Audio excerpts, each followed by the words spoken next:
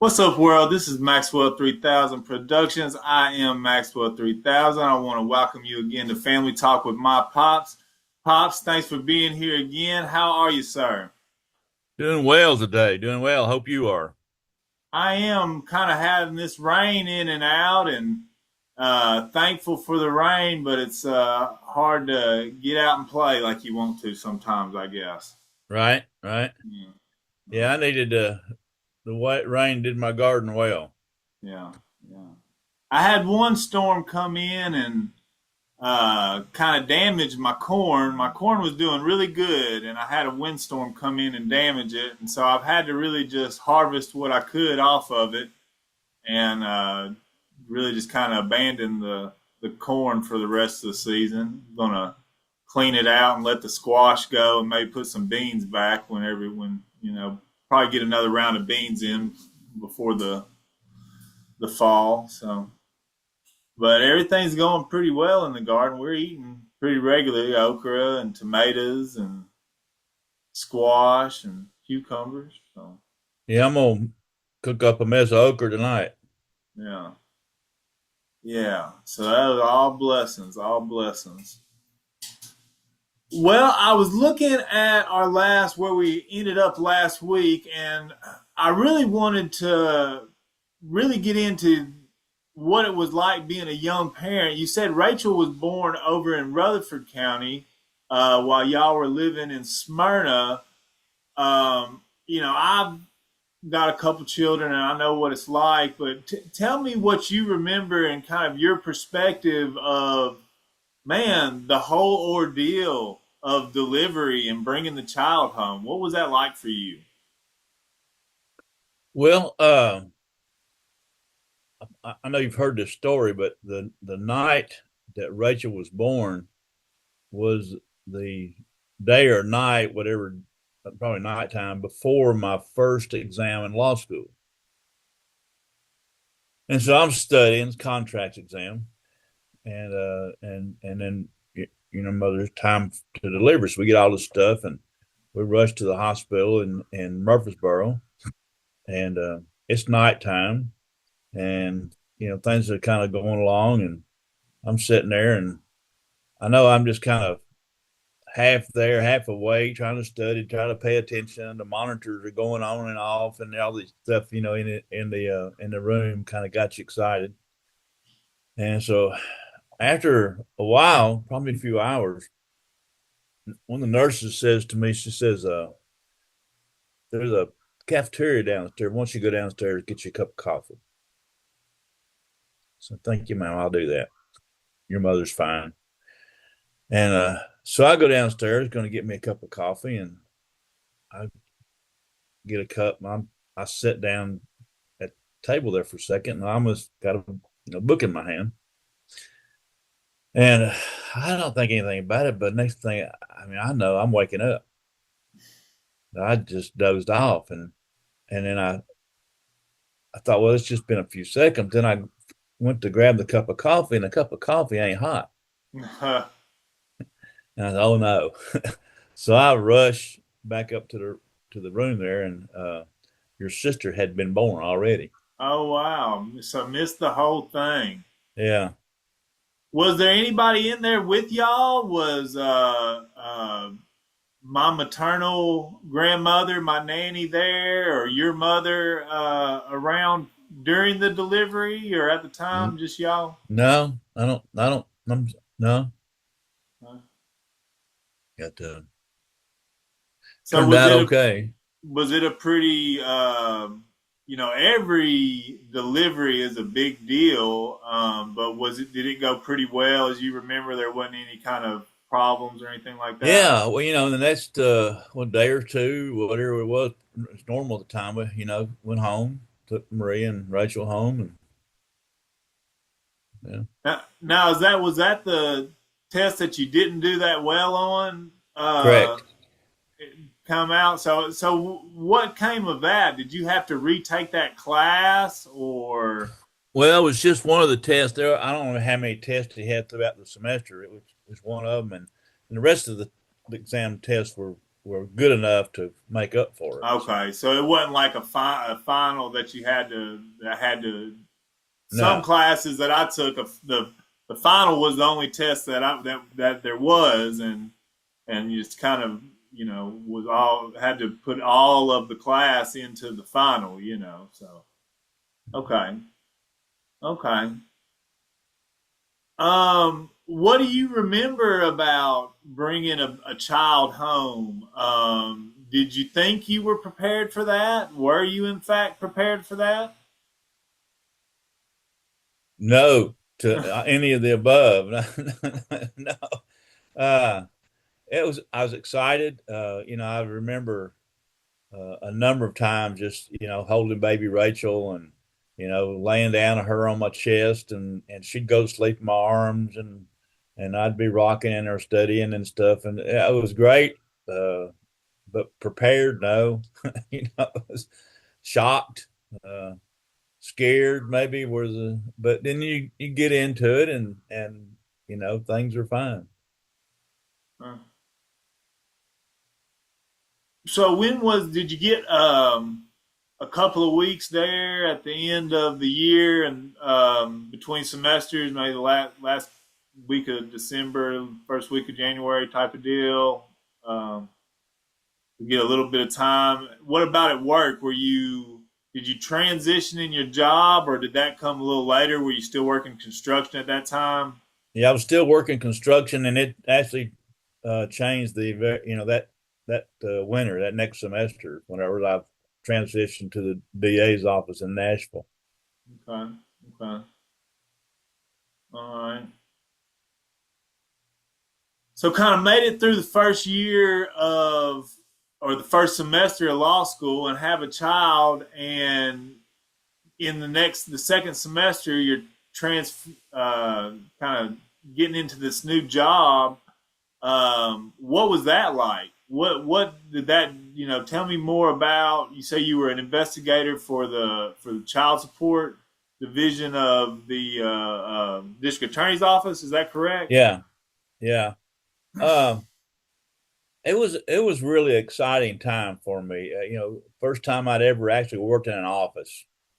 And into although it was, I say although it was child support, uh, but it was in the legal field, and a good part of the job was researching records, checking on how far people were on their child support, and issuing subpoenas. We had an investigator, and he got to be a good buddy of mine, and so after a while, I'd sometimes go out with him to you know serve subpoenas and those kind of, and you learn a lot doing that.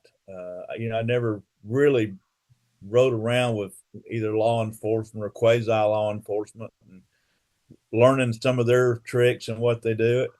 Uh, it was very educational, very educational. Did you see a big difference of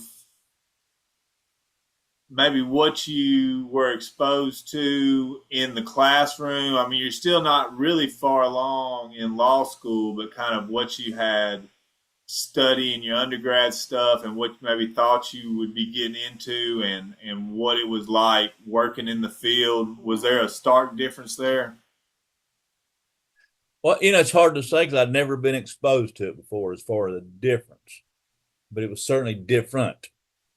And seeing it and working in it, and I have to say I was very, very fortunate at that time. The Our office was in the Stallman building downtown Nashville, which was across from the courthouse at that point. Uh, and at that time, the Nashville Bar Association library was housed in the Stallman building. And so it was just real handy, if I had to study, go to the law library for the Nashville Bar. They had a really nice law library and had the books there in the same building I was in. Uh, I got to know the security people really well, and they had in the basement of the Stalin building, I had a cafeteria, and sometimes I'd get coffee or something. If I wasn't in class, I was studying late, and so I would occasionally buy the security guys a cup of coffee or something. So they got to be my buddies, and so even after hours, they'd let me stay in the law library studying as long as I wanted to, and I needed to get in and out. I just yell at them, and they'd let me out. So it was it was very fortunate, good experience. Was it something that once you kind of realized what your responsibilities were, you could make time to be studying during the day if you needed to, or what was your day to day? What were your obligations? Well, pretty much the daytime uh, would have either been, in the office or in the clerk's office doing research and putting together documents for the lawyers to file motions or petitions or whatever, and putting together the proof if they had to go actually to court to have a hearing. I would have, and I never really had to be a witness, but was prepared to go to authenticate documents and to be a witness in regard to that. Uh, but we had a certain amount of cases we were supposed to review or work on every day, kind of a quota. And so if I was able to get those done in a timely fashion, then I would have some time to study. But most of the time, it would be doing that, trying to grab a bite to eat before class because class was in the evenings. And I think we went either I think it was 2 or 3 nights, but maybe 2 to start out with, 3 the last year or two. But the nights that I was not in class, I would be studying at the law library. But it was a lot better than construction because I'd get through studying, go home, and have a little time to spend with your mom and Rachel, and then do it again the next day. Yeah, yeah. Make for some long days though, particularly on those class days, I guess. A lot better than bending nails. Yeah, I hear that. I hear that. So did you keep saying that? Did you kind of did you have to change your wardrobe? Did you have to wear your Sunday go to meeting shoes to work or whatever first couple of Yeah, I weeks? mean, it was you'd wear a tie and sports coat to work, so yeah, we didn't have to change clothes and take a shower between work and class. Yeah. Yeah. Okay. Okay. And so, what's going on kind of with at the same time you've got your military career where what once a month you have your obligations there. Kind of take me through this time period because I'm really kind of waiting to, there's, I guess when you get back to Middle Tennessee with your military career, I'm waiting for the emergence of the David Hauser character in your story Well, and all David's a those little things. later. Well, but I'm just, all these different things and you going back and forth to Germany, kind of take me through the next, few Well, years. to that at that time, I was with the 777 maintenance company, which was part of the 177th Logistics Battalion, and the company was actually in Nashville, over on Sidco Drive area at the time, and it was not. I'd done Army a lot, so doing the Army thing was not a hard thing to do. Is to show up and do it. Now there was probably that year or the next year. It was within the law school time. I don't remember which year it was, but we were the maintenance company was deployed to Europe, and that would have been summertime or late spring. Uh, I would have been either second or first lieutenant at that point over a platoon, and so that was when I explained to you earlier about hooking up our equipment over there and doing the forward support. That was when that happened. And so that was maybe you said it was during law school. Do you know when? Was that maybe your second or third? How long was law school going? I guess, It was 4 years. 4 years, kind of Yeah. part time. Um, even though I'm sure it didn't feel part time at all, particularly with No. the job and the young child as well. Um, when do you got when was that? Was that like your second or third year when you went to Europe? Yeah, I'd say so. Because by the time I was getting ready to graduate law school, I had been promoted to first lieutenant and was the detachment commander uh, of, of one of the detachment from that same unit, but it was located in Murfreesboro. And I actually had my first command time as a first lieutenant, which was unusual for the Army because normally you're a captain before you get any real command time. Hmm. What was it like? When you got a young child and having to leave. How long were y'all in Germany for that? I think it was 3 weeks. 3 weeks. Well, that's not terrible. No. Uh, that's almost all that traveling. You'd almost want to stay a little longer, considering the work you'd had to do with the army Well, while you that were was there. it would have been in the time when law school was not during the summertime, so it Yeah, would have been during that. And quite honestly, the extra money was pretty nice yeah. for us to have. I can see that too. Hmm. But Well, what should we highlight about the law school era and getting through that? Was it just a rigorous schedule and being disciplined in how you manage your time? yeah, and as I thought about that, that was a time frame when there was really no social life. Uh, you know, your mother and I would, maybe do stuff on weekends, but as far as during the week, I don't remember ever watching TV. I don't remember movies during that time. Whatever music was popular, I just lost that 4 years of social function. And Yeah, I'll hear things now that happened during that time, so I have no clue. I didn't see that movie. I never heard of it. yeah. And you're talking about like 79 to 83, right? Yeah, Basically. yeah. Okay.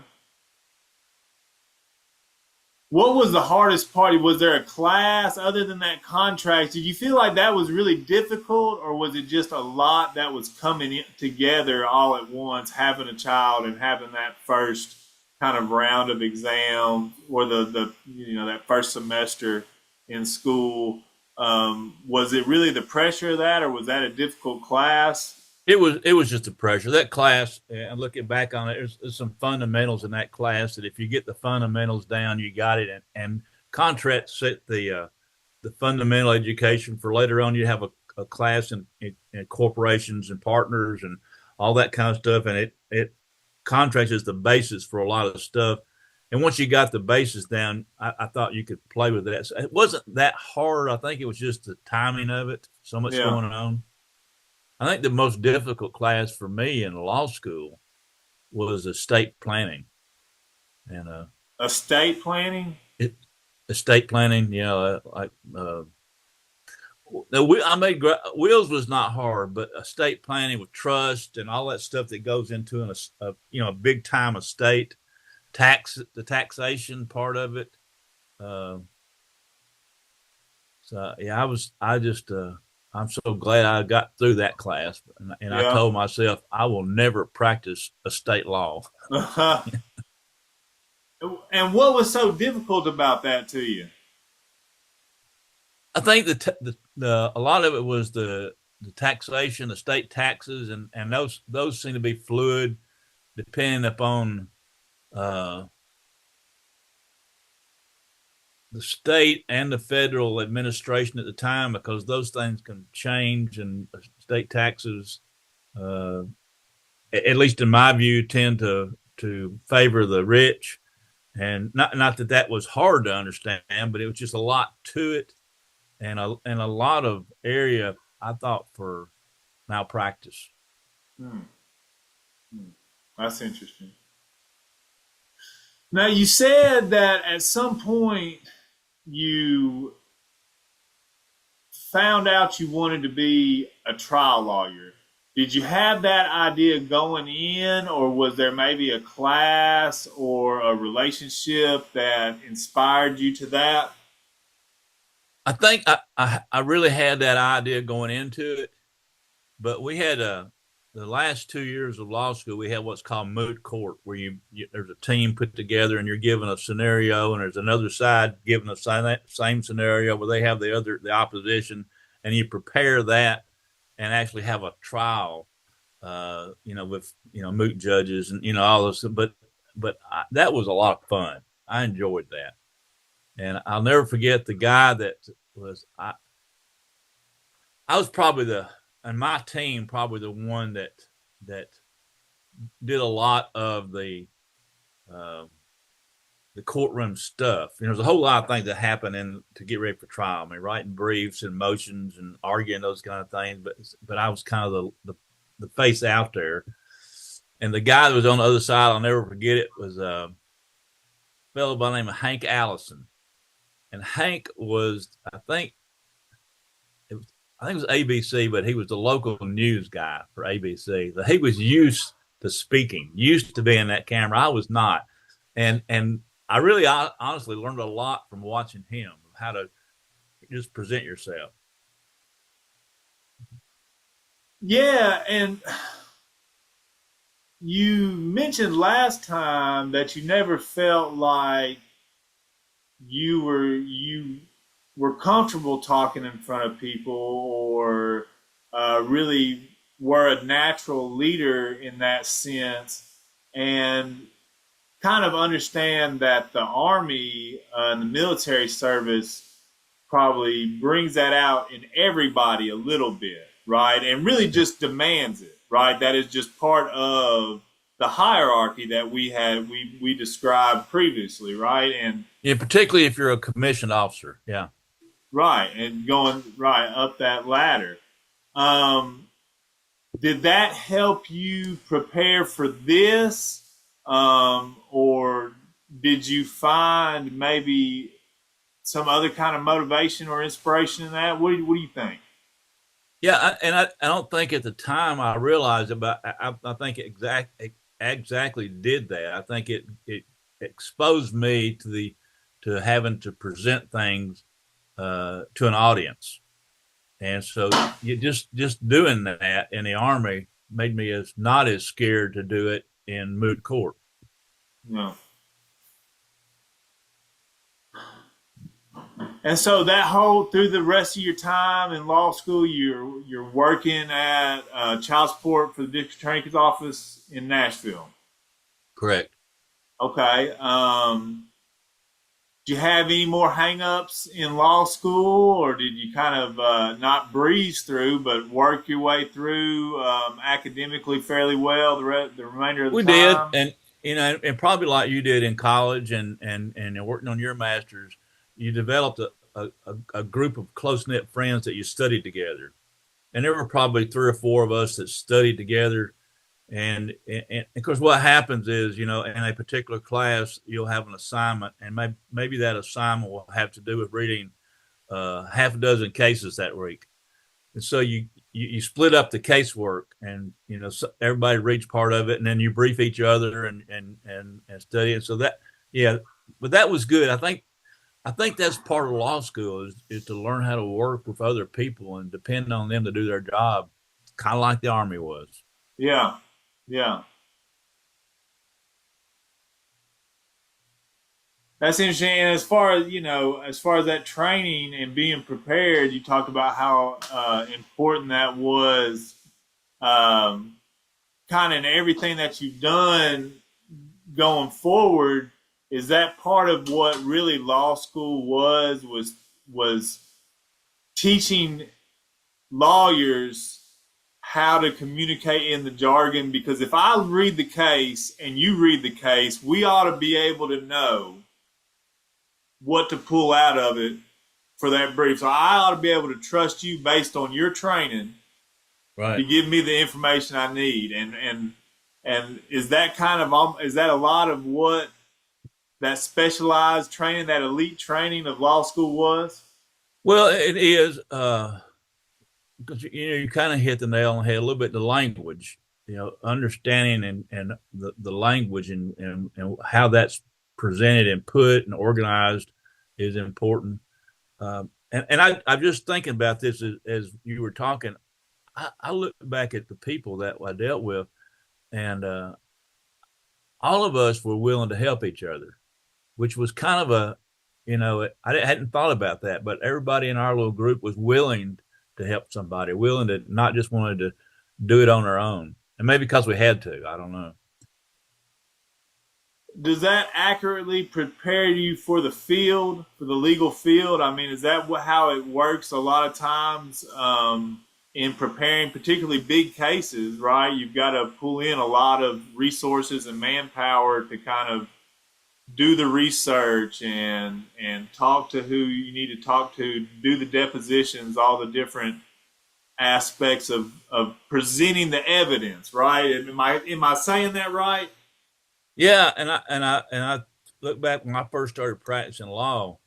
Um, for the first 2 or 3 years, I did a lot of research and ghostwriting for other lawyers. Yeah, that's interesting. I say is that's probably pretty typical though, right? Yeah, Yeah, I think. Yeah, yeah. yeah. All right. Well, what about those 4 years that we need to highlight? I guess maybe even from law school to having a young toddler around the house. Where is there anything else we need to highlight? I think I mentioned this. If I didn't, I think it's worthy saying. My last year in law school, uh, the the state Supreme Court has a rule that if you're a senior in law school and you're working for a governmental agency, and if the governmental agency has lawyers and they can supervise you, that you're allowed to go practice in local courts. And of course, the judges have to approve it, and you have to be supervised. I was able to do that working in child support area in Nashville, and that was an honor, a privilege, a special thing to be able to do that. Because there's a lot of people in law school don't have that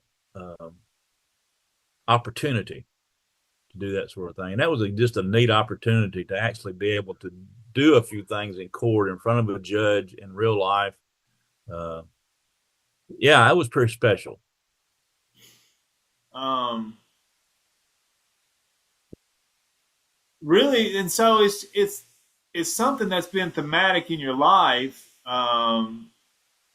Having not only the education and this, expertise, but also this kind of on the ground, real world experience made the practical use of the expertise maybe more fluid, more efficient. Um, did you see that to be like you keep saying that dealing with the clerks and understanding how that worked and having to be in the field and really kind of helped you once you got to in the profession Yeah, as a whole, right? And then that was yeah, really just um,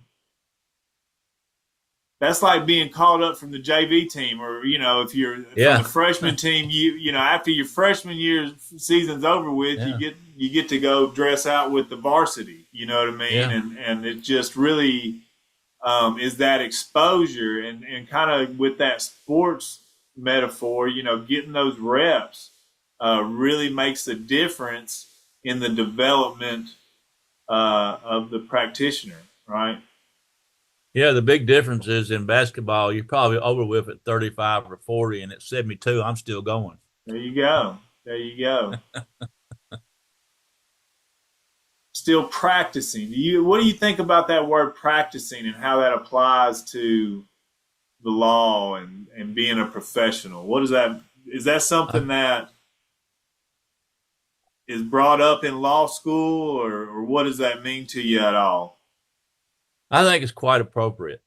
in my profession because the law is fluid, the law changes, judges interpret things differently from judge to judge, and so as I read a case and interpret that case and try to relate it to my facts in my case, uh, it's not an exact science, and so it's a practice. Mm-hmm. And how active do you stay? Like, I mean, are you stay pretty active in your reading all the time? Yeah, I still read the updates.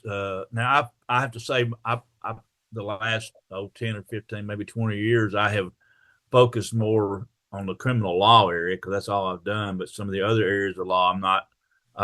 I'd be malpractice to do that. But criminal law, I feel like I'm pretty well up to. Um, I'll give you an example of how that worked. A few years ago, I was representing a lady in Monroe County on a homicide case,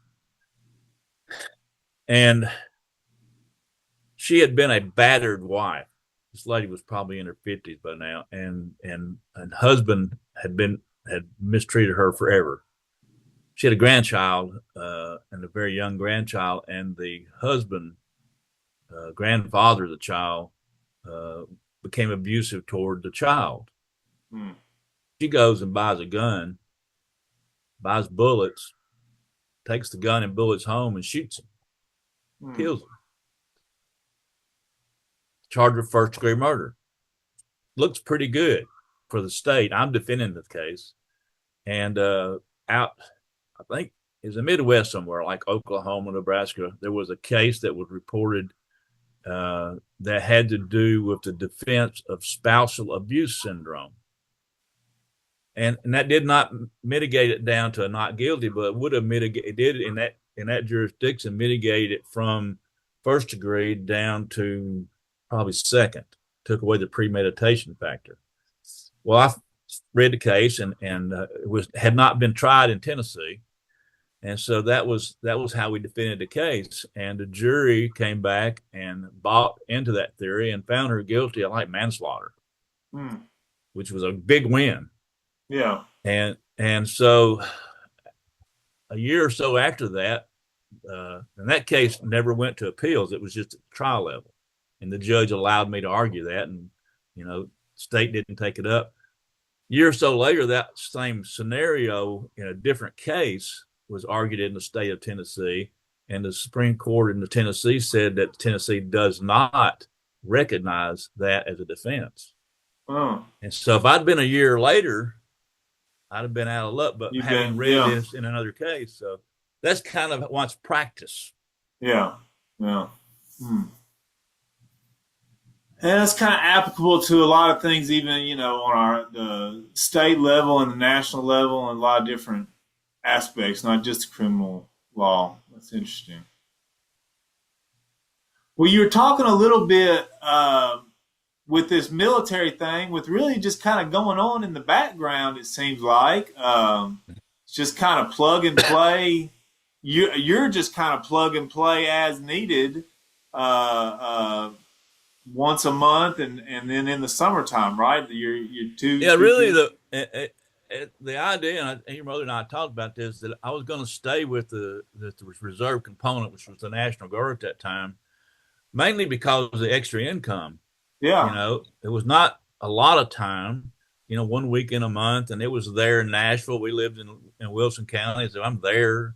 Yeah. And then being gone a couple of weeks in the summertime, your mother could arrange to have her mother or my mother, somebody there around to help while I was gone to do the Army thing. And the extra money was really pretty nice.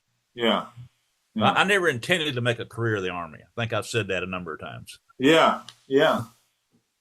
But the reservist component of it, or the part-time component of it, made it really a no-brainer for you to do that at that point, though, right? Yeah. Yeah. And you said you ended up getting promoted to first lieutenant during that time. Right. And then had some command time of a detachment. Explain that for me a little bit more. Well, the detachment was actually two of the platoons out of the 777 maintenance company, but we're located in Murfreesboro rather than Nashville. So being located at a different geographic place required to have somebody in charge as the commander. And I was, I don't know if, I don't remember being asked or told, but I did like the idea of going to Murfreesboro because that was my home county and being the commander of that unit. And at the time, it was on the old Nashville Highway. All that stuff that's in Murfreesboro now was not there, the highways and all that. But and it was just 5 miles from mom and dad, Yeah. you know, so it was just really handy. Hmm. And did that happen before or after you went to Germany with them? That was during that same. Well, that would happen after because I was still a platoon leader when we went to Germany. So Okay. the promotion and all that probably came my last year in law school. Okay. Hmm. And coming into your last year and looking at graduation, you kind of mentioned when we started off that there was a lot of drop off of your cohort going through there. Was it about half that ended up making it through law school with you? I'm thinking less than half. Hmm. It was we were. I remember sitting there talking to some of our friends and say, well, we're still here, Yeah. and then getting ready to take the bar exam was, and my cousin Judy's granddaughter Caroline is fixed to take the bar in a week or two, and just that pressure. And I told Caroline the other day, I said, I've been through a lot of stuff, and but in my memory, preparing and taking that bar exam was the most stressful thing I've ever done in my life. And tell me what that looks like because that happens after, I guess, like graduation. Is that correct? So you have what did the final semester in law school look like? Is it just knocking out those last classes and whatever the final obligations to the classes are? Is there like a comprehensive uh, either exam or oral examination in anything like that? No, and it may be different now, but there was, you finished up your classes, the last moot court things going on. You're taking, I don't even remember what the last classes were. I remember taking a class in domestic relations, and that was pretty easy for me since I was kind of doing that as a living, and that kind of stuff. Maybe wheels were in there, and I don't know. The classes, the difficult classes were the first 2 years, Hmm. and you got the fundamental contracts, the fundamental torts, the fundamental criminal law. Then you get the rules, the evidence, the law of evidence was huge, big deal. That Yeah. you never get over that. That's always something big. Civil and criminal procedures are huge. Those things were the first couple of years of law school, maybe even some of them might have been third year. But the time you get to fourth year, I mean, you still got to study for it, but it's not Is as it more pressure. of a focus on the moot court and kind of getting in those operations in the Yeah, last year? yeah. Okay. And then when did you take? So when did you graduate? Was it in We the spring? graduated like in May and took the bar in July, I think. Okay. And And so what was that prep like? that was intense. I took a bar review course because you think about it, the bar exam is over every aspect of law that there is. You're not funneled into a particular expertise. You're doing it general, and so the things I studied in contracts first year they're back there somewhere, but this bar review course was really important to do that. And um, and I failed the bar exam the first time. Yeah. And so retaking that, what I found out was I did really well on the essay part. The bar exam was 2 days. It was multiple choice, multiple state questions one day, and an essay question the second day. I did really well on the essay. Only had to take the other part over, the multiple choice part over again. And what I found out, and I did not do, I think I should have done it first. There was another bar review course that focused on just how to take the test. Yeah. Nothing to do with substantive law, but just how to take the test. And that was the difference maker, because I never had an exam or a course like that. And I'll never forget stuff like it. If you're going to have 4 options in a question for the answer. 2 of them are going to be probably pretty clearly wrong. And so if you find something that's clearly wrong in the very part, don't read any more of that answer. You're wasting your time. Go on to the next one. And if you see words like always or never, disregarded, that's not going to be right. Nothing in the law is always. So if you got so that you don't believe it, but you probably do. But that saves you a lot of time and pressure of having to think through it. And so the next time I took the multi-state exam, got through it pretty well. So you ended up doing well on the essay and having to retake the multiple choice. How long did you have to wait before you retook it, or was it pretty quick? I'm thinking they gave the bar exam twice a year.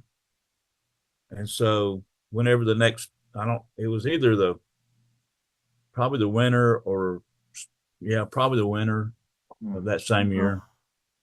Okay. Yeah, whoever would have maybe graduated in that fall semester would have graduated in December, maybe take it in January or something like that. February, maybe. Okay. All right. Well, I guess that was a pretty big relief when you finally got that out of the way. Oh, yeah. Absolutely. Yeah. Oh. And so that's why now I think I talked to you a couple of years ago about thinking about retiring my law license, and I was really hesitant about doing it because it was so hard to get that I didn't want. And you particularly talked me out of it. So, why don't you hang on to it? You might want to do it. So, and that's before I started doing this court appointed stuff. And I'm glad I didn't give it up. But it was something. Yeah. And you never know. Maybe there's even some security in that, right? You always have that security, and there's still that freedom in that travels too. I mean, you still just have to be accepted in other states and stuff like that, but still that travels pretty well. That's interesting. Well, what about when you did finally pass the bar and get your license? Did you stay on with the child support division, or what did you have plans coming out? What did that look like? Well, I was working with the child support, but I also at that point, because I was not having to go to class except for the bar review stuff, I started working part-time for your mother, actually. She and John Collinsworth had a accounting type business, and I started doing some work for them on the side. And so I'd go down to their office and work, and their office was below William Farmer's office. So I met Mr. Farmer, and he and I got to talking, and I think actually John was William's accountant for some stuff that William did. And so William and I just hit it off. And so when I passed the bar, he offered me a position to come in and practicing with him, and I didn't have any other offers. And Yeah. he gave me he would pay me, I forget what it was, a small salary every month just to do some of his work, legal research and that kind of stuff. But it was a place to hang my hat. It Yeah. was something to do, and at at in that time frame, I also met the guy that was the mayor of Lebanon at the time, a guy named Tex Willis or Tex Maddox. I think his first name was Willis, but Tex Maddox was the mayor of Lebanon at the time, and I'm not sure why. Probably because of William. I would guess, but anyway, he offered me the position as the city prosecutor for the city police of Lebanon, and they Yeah. had I don't know if they still have a separate court for city court or not, but I was the guy that, and so that was a little extra money and little. So I'm Yeah. starting to develop that, and so uh, yeah, it was kind of just Getting out and fortuitous. putting a practice together, right? Yeah, yeah, Yeah. yeah. And at the same time, I was kind of getting known in the bar association a little bit in Lebanon, and became acquainted with, and I think friends with, a fellow by the, you may still know, I think he's still practicing, Jack Lowry, Yeah. there in Lebanon. I think Jack's son is now practicing more, but Jack was Yeah. one of the foremost trial lawyers there in Lebanon at the time. And Jack used to hire me to do a lot of his legal research and writing and stuff. There was another attorney there named Dan C. Dan's deceased now, but he hired me to do some legal research. And there were several that would hire me to do some legal research and writing stuff for them. It was for me kind of exciting to be able to do that, and them guys depend on me to do it. And I'm sure they went back and double checked some of my sites on cases and stuff, but Yeah. uh, At least the first time. yeah, yeah, Well, that's interesting, and I guess once again, I kind of want to take our time and maybe work through those different experiences and that time frame at our leisure, I guess. So it seems like that might be a good place for us to kind of break for today, and we'll pick up next time right around there. okay, sounds good. All right, Pops. Well, I appreciate it. Hey, once again, this has been Maxwell 3000 Productions. I am Maxwell 3000. Peace and love.